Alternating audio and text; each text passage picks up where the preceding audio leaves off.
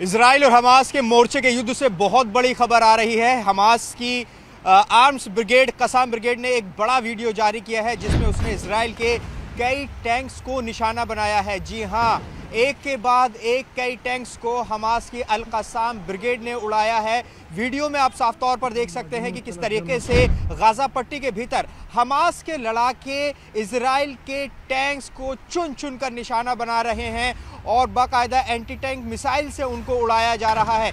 एक नहीं, दो नहीं, तीन नहीं, बल्कि कई कई बार निशाना बनाया गया है। और एक आध वीडियो तो ऐसी है कि बाकायदा जो लड़ाके हैं हमास के, वहां पर जाकर टैंक के पास जो एंटी टैंक हथियार है उसको रखकर उसको उड़ा देते हैं। तो ये चुनौती इजराइल की सेना को मिल रही है गाजा पट्टी पर। गाजा पट्टी पर एक बहुत बड़े हिस्से पर कब्जा करने का दावा करने वाली इजराइल की सेना लगातार आगे बढ़ रही है, लेकिन जिस तरह से स्थिति बन रही है वहाँ पर गाजा में हमास की जो ब्रिगेड है वो बड़ी चुनौती दे रही है। देखिए, हमास के सामने, इजराइल के सामने वहाँ पर हमास है, इस्लामिक जिहाद की अल कुद्स ब्रिगेड है। तो ये दो बड़ी लड़ाके हैं, दो बड़े संगठनों के जो वहाँ पर बड़ी चुनौती दे रहे हैं। देखिए, अगर आंकड़ों की बात करें तो ग्राउंड इन्वेजन के दौरान इजराइल के अब तक 66 सैनिक मारे जा चुके हैं। आप संख्या समझिए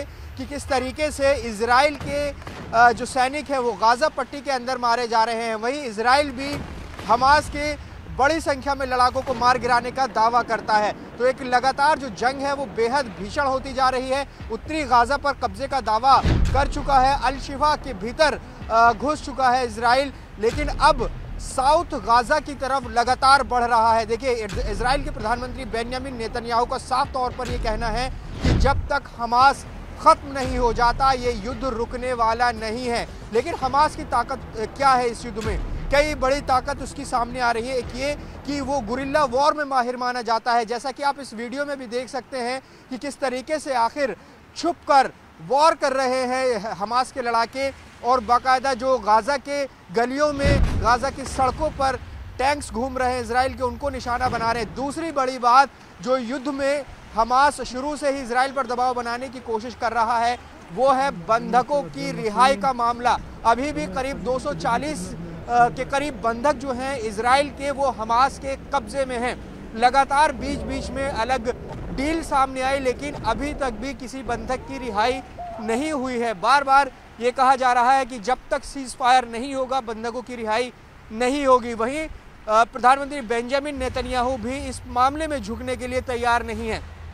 तो जंग जो है करीब 40 दिन से ज़्यादा का वक्त बीत चुका है और अपने निर्णायक मोड़ पर पहुंचती जा रही है। इस बीच न सिर्फ गाजा में बल्कि लेबनान में भी बड़ी चुनौती इजराइल के सामने आ रही है। इसके अलावा यमन के हूथी विद्रोहियों ने इजराइल का एक कार्गो शिप हाईजैक करने का दावा किया है।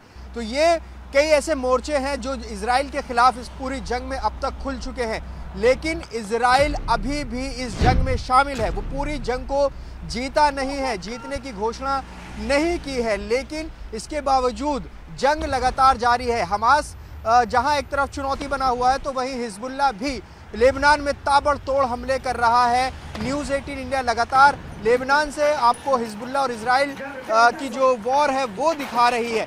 लगातार की जो स्थिति है इस युद्ध की बदलती जा रही है। कई मोर्चे इजराइल के सामने खड़े हो गए हैं। तो ये तस्वीर हम आपको दिखा रहे हैं किस तरीके से हमास ने कि अल कसाम ब्रिगेड ने जारी की है और किस तरीके से इजराइल के सैनिकों को निशाना बनाया है और बड़ी संख्या में हताहत होने का दावा किया है। तो ये युद्ध बढ़ता ही जा रहा है जिसने पूरे पश्चिमी एशिया को हिलाकर रख दिया है। पश्चिमी एशिया का ही नहीं बल्कि पूरी दुनिया का इस वक्त सबसे बड़ा मुद्दा इजराइल हमास का युद्ध बना हुआ है।